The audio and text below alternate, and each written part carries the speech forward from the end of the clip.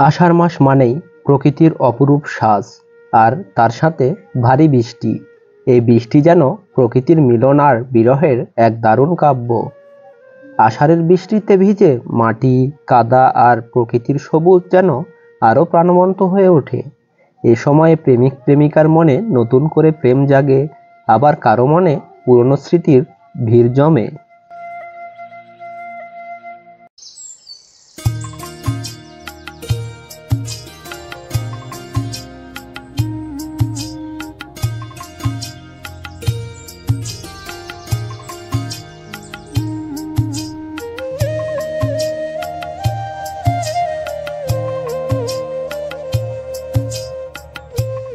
আষাঢ়ের বৃষ্টি প্রকৃতিকে নতুন জীবন দেয়।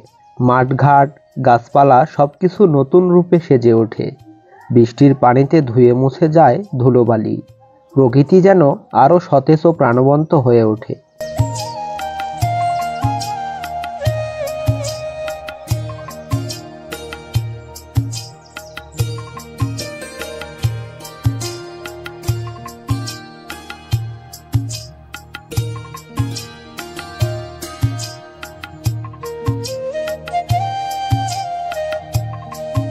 বর্ষাকালে নদী-নালা, খাল-বিল পানিতে ভরে ওঠে, আর কাদামাটি যেন প্রকৃতির নতুন রূপে সেজে ওঠে।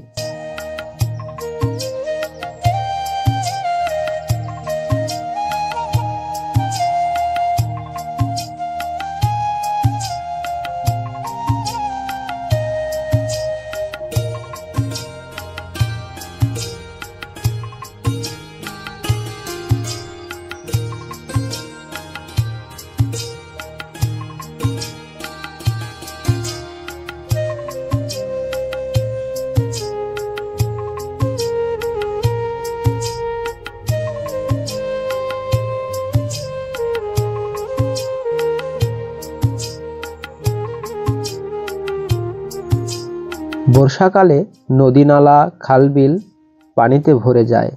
নিচু রাস্তাঘাট পানির নিচে তলিয়ে যায়।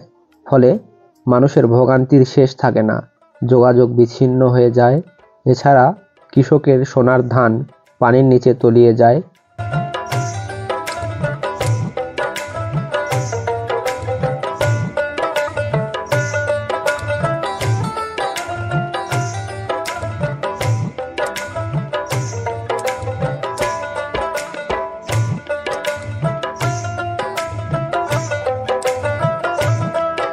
বর্ষাকালে নদী-নালা, খাল-বিলে ধরা পড়ে প্রচুর দেশি মাছ, পুঁটি, ট্যাংরা, শিং, এছাড়াও শোল, বোয়াল সবকিছুই ধরা পড়ে।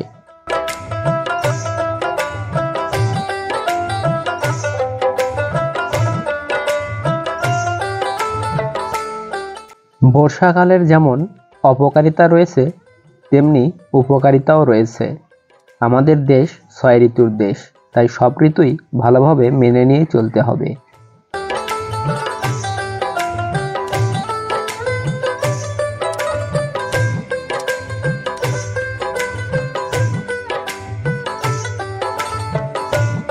বর্ষা গ্রাম বাংলার মানুষের শুধু ঋতু পরিবর্তনের নয়, বরং প্রকৃতির সাথে তাদের এক গভীর সম্পর্কের প্রকাশ।